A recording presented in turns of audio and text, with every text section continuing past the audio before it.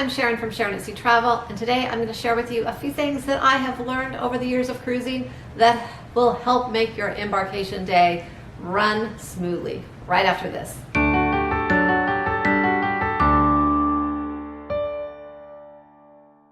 Embarkation day can be quite stressful, whether you have been planning this cruise for a couple of years or even a couple weeks, whether you're an experienced cruiser or maybe a newbie.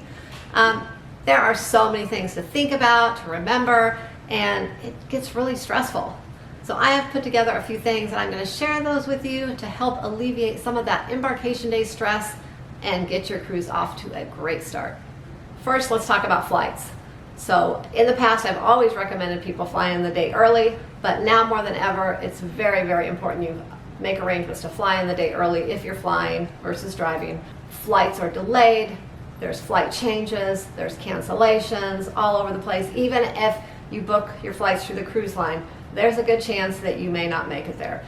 You can always find a more budget-friendly hotel closer to the airport, make your way to the port the next morning if that's an issue, or go a little fancy, get a hotel down by the cruise port, enjoy a night down by the port, go out to dinner, and just live it up a little bit and celebrate that you're going on a cruise in the morning. But whatever the case is, make sure you book your flights and you fly in to the cruise port a day early. Another thing, a lot of people like to get on the ship early. I don't know if you're one of them, but I know I do. I want to enjoy as much time on the ship as I possibly can. So some cruise lines still have a priority status where you can get on a little early, you have priority check-in. Others don't have that anymore. Some have options you can purchase that.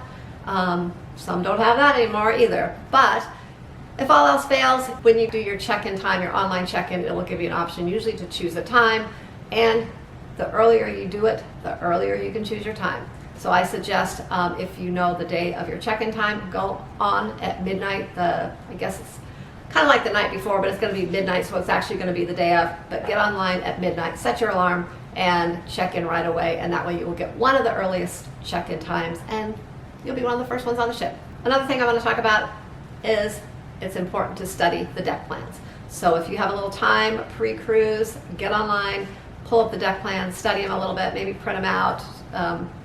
You can look at them while you're on your flight, gives you something to do.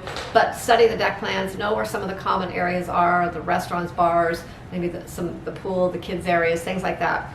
Or things that you know you're going to be probably visiting often on the ship. That way you don't waste your time when you get on trying to locate things. At least you have a little bit of an idea where things are, and you don't feel so lost. And as a reminder, make sure before your cruise you have downloaded the Cruise Line app to your phone. You will be using this for so many things throughout the week to navigate through your cruise, such as reservations for dining, shows, what activities are happening around the ship, and so much more. Next, you're going to want to have all of your documents in order.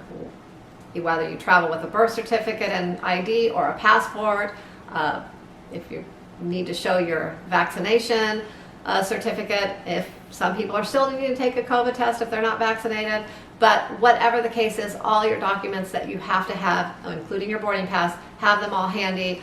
I know you can show them on your phone these days. That is an option. I suggest printing everything out. There has been multiple times where I've seen people not be able to pull something up on their phone, and they probably wish they would have had a hard copy, a paper copy to show. It would have made things run so much smoother for them. So print your documents out, maybe get a little folder or something, put it in. You can add other things to it as well, like your shore excursions and just different things you purchased on the cruise, but always take hard copies of everything. Another thing, you're going to want to have all your important things that you need to have with you on embarkation day in your carry-on, such as medication. That's very, very important. Maybe some of your electronics, money, credit cards, things like that, and of course your documents. And also, sometimes if you shouldn't take really expensive jewelry with you, but I know some people do, and if you do, make sure that's in your carry-on as well, and have that with you at all times. And one thing, if you have any medical devices that you are bringing on board with you, such as like a CPAP, that is, it's very common these days. Make sure that is in your carry-on as well. You bring that on with you, and if you need distilled water or anything for that, you can pre-purchase that online ahead of time, but make sure you have all that in order and in your carry-on with you as well. And before we go any further, if you like cruise content, please consider subscribing to our channel. We have cruise vlogs, reviews, tips, and a lot of things are coming your way. So don't forget to click that notification bell so you'll get notified when we do post new content. Now let's get back to the tips. Next, I'm going to talk about guest services. That's right. When you get on board, if you have to go to guest services for any reason, it's recommended you do that sooner rather than later. It gets very busy in the late afternoon into the evening on embarkation day. The lines will be very long, and unless you have maybe a loyalty status where you get into a shorter line, a priority line, you could be in that line for hours. I mean, really.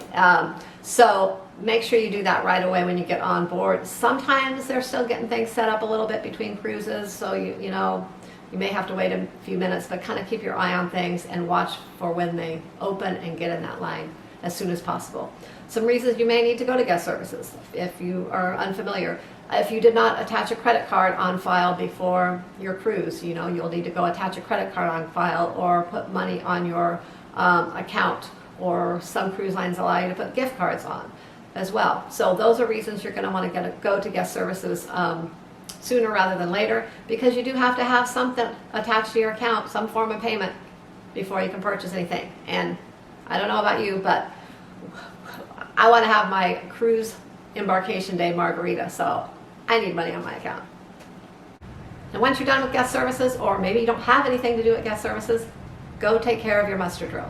That's right, the safety briefing, muster drill, whatever you want to call it, is very important. Everyone has to do it before they set sail, and it's important that you do it right away, because now they've gone to this e-muster drill, which makes it very simple for you. So let's not mess it up and have them go back to the old way where we have to stand outside sometimes or sit in a theater for an hour or so for everyone to show up, and it's a whole process, and then you're in big crowds of people, and it takes a good part of your embarkation day away from you. This is so simple. You go in, you basically just, some cruise lines you'll just watch a little video. Sometimes you just have to watch them put on a life vest, and they just mark you off a list. I mean, it takes literally less than 5 minutes. So please just get that out of the way so you can get sailing.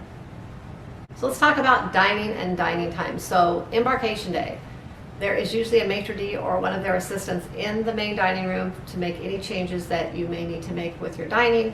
A lot of times people want to change from a scheduled time to your time or anytime dining, or vice versa. So they're there to make those changes. Also, you can go in there and check out where your table is if you do have a scheduled time, and see if you like where it's located. If you don't, you can ask for another table. So that's something we actually used to do quite a bit when we would do a scheduled dining time. Now we usually do the your time dining more frequently, which we enjoy. But that's something you can do. Also, if you have food allergies, this is very important. This is a time that you can go in there and make them aware of food allergies. Now, you should also make them aware when you book your cruise, so it's on your account already. But you need to remind them when you go in and talk to the maitre d', remind him. And then once again, you're going to want to remind your dining staff the first night as well. And something I highly recommend is, if you do have a lot of food allergies, having a scheduled dining time versus the your time dining, I feel is very important, because that dining staff is going to get to know you a little bit, and they're going to know your allergies, and they're going to take good care of you and hopefully prevent anything from happening or you getting any of the wrong foods. Another thing people like to do when they get on board, actually this is probably one of the first things I like to do, but you really need to do that muster drill first.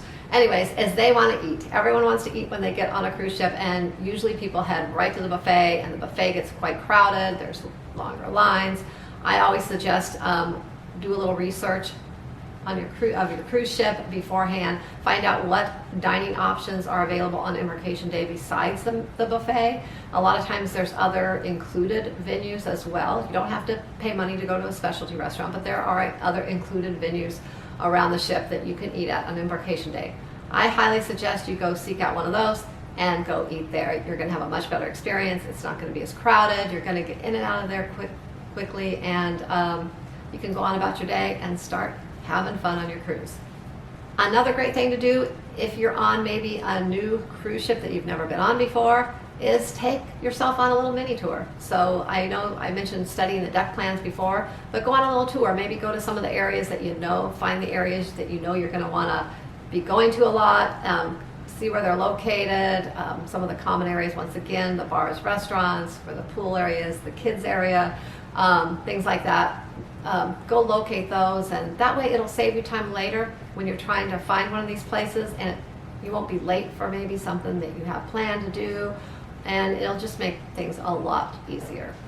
And when you're doing that little tour, if you're traveling with a family, you have kids and they like to go to the kids clubs, the teen clubs, make sure you stop by those places as well, because even if you signed your kids up online for the kids club, you do usually on most cruise lines have to stop by and kind of just basically meet them. Usually they have you answer a couple more questions. They might once again ask if you have allergies, because they're very, very into that. You know, they want to make sure that no one gets anything that they shouldn't. So, but they'll usually ask that. Sometimes they'll have you sign a paper again, and then you can go on your way. And that way it saves you time at night after dinner. You're not rushing through dinner the first night and then having to go to the kids club to make sure they're signed up so that they can go, because the first night's very important for the kids to go. That's when they kind of meet the kids they want to hang out with. And you don't want to rush through dinner and have to go there and take care of that. If it's already taken care of, then after dinner, if your kids are old enough, you can say, okay, see you later, you know, and let them go on their way to the kids club. They're already signed up. And if they're younger, of course, then you would have to take them there. But it just saves you waiting any long lines at the kids club later for the ones that didn't do that. So be smart and make sure everything's in order for your kids early in the day on embarkation day, so you don't have to deal with it later in the evening. And lastly, it is sail away time. Grab yourself a drink, go up to the Lido deck. There's usually a deck party going on at Sail Away if you like that kind of party vibe. If you want something more intimate and relaxing and quiet, you have a balcony maybe, grab a drink and go to your balcony and just watch yourself sail away, watch the ocean, just relax. Hope these tips were helpful, and I hope your next cruise you have a very smooth embarkation day. Thanks for watching. Happy cruising, and I'll see you in the next video.